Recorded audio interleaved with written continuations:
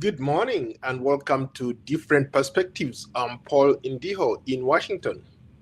Tonight, let me begin with this. Give credit where credit is due. President Donald J. Trump deserves credit. He made a decision that other presidents had debated but ultimately avoided. He took a political and military risk authorizing strikes that targeted the leadership of the Iranian regime, what many American administrations have long described as America's number one adversary in the Middle East. Whether one agrees with this strategy or not, this moment places President Donald J. Trump among the most consequential leaders in American history. In politics, there is what we call success has many fathers and failure is an orphan. This decision by President Donald Trump was certainly one of those where he made a political bet and he has succeeded at it. And for that, I have to say that he goes down as one of the most consequential leaders in American history.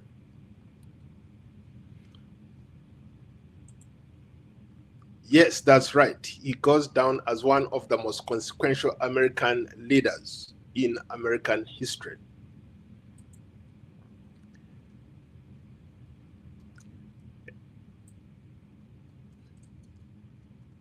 Anyhow,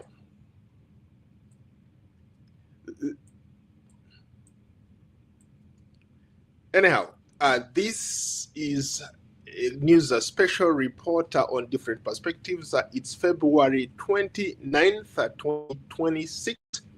The Middle East has reached its most pivotal turning point in nearly half a century. Iranian state media, the state-run TV, and the news agency confirmed what many whispered in the case of yesterday's bombardment. Ayatollah Ali Khamenei, the supreme leader of the Islamic Republic, is dead at age 86. While state media has not yet elaborated on the cause of death, this announcement follows a massive joint US-Israeli air campaign that targeted the very heart of the regime's leadership. President Donald Trump, who announced the commencement of major combat operations yesterday, had already claimed that Khamenei was neutralized in a decapitation strike. Tonight, as the world watches, as the 47-year experiment of the Islamic Republic faces its first total succession crisis in the Middle East of a hot war. Yesterday's operation was a masterclass in modern high-intensity warfare. Israelis F-35s and the US B-2 bombers launched hundreds of softies. The targets were not just the nuclear sites at Natanz and Fado, which were heavily hit, but the command and control infrastructure of the Islamic Revolutionary Guard Corps, or commonly known as IRGC. President Trump, speaking from the White House, characterized this as a single greatest chance for the Iranian people to reclaim a nation. He confirmed that the United States and Israel tracked the supreme leader with highly sophisticated intelligence before the strikes. But it wasn't just the leader. The high-ranking military, including the head of the IRGC aerospace force, was also reportedly among the casualties. The decapitation strike was lethal. The regime's brain has been severed from its body. But as we analyze the tactical success, we must address a horrific human tragedy. In the southern city of Minab, the state media and other media agencies verified reports confirmed that a strike hit an elementary schools where so many young girls died. The numbers are in the upwards of 100 young people dying.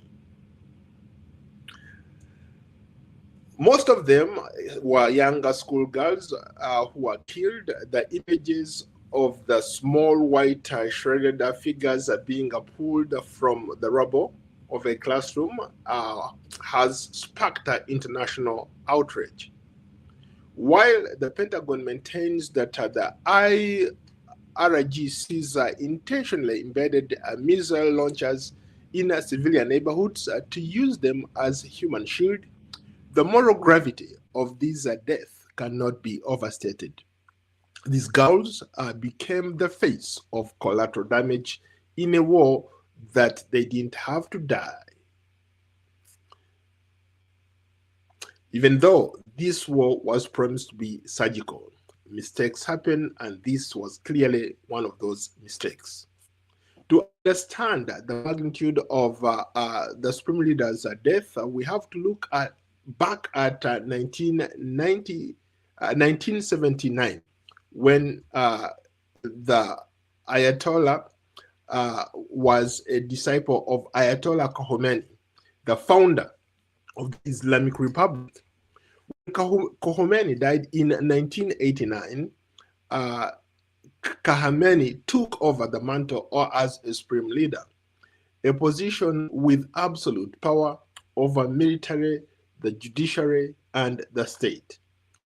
For nearly 37 years, he has been the face of axis of resistance. He survived the Iran-Iraq war. He survived the 2009 protests, or then the protests of 2022. Under his rule, Iran became the regional supporter through its proxies, but also it became a pariah state, and crushing opposition, and of course these sanctions that were imposed on the country. The regime built a guardianship of jurists with him at the top, with no clear successor. The IRGC now holds the keys to the kingdom. We are looking at a regime that has defined itself as a defiance state for nearly 50 years, and has suddenly found itself without its ultimate arbiter, the supreme leader, and all those other leaders that were taken out yesterday. Now, for context, Iran has already begun its crushing response over the last 24 hours. A massive barrage of ballistic missiles and drones were fired towards Israel, while the Arrow and Iron Dome systems intercepted a vast majority of them. We have one confirmed or several confirmed deaths, at least one in Tel Aviv area from falling debris. Simultaneously, U.S. bases in Bahrain, Qatar, Kuwait came under fire. The U.S. Fifth Fleet headquarters in Bahrain were reportedly hit by drone incursions, and in Dubai, international flights were forced to ground after missiles landed nearby. The question I'm posing tonight: what happens when the Islamic Republic fails? With the supreme leader gone or dead, the people of Iran are being urged by the West to take on government, to take on to the streets to protest. But how does this really end? Does the regime's collapse or a hardline military junta from the regime's establishment, the IRGC, launch a final desperate retaliation campaign? History is happening right now in front of us.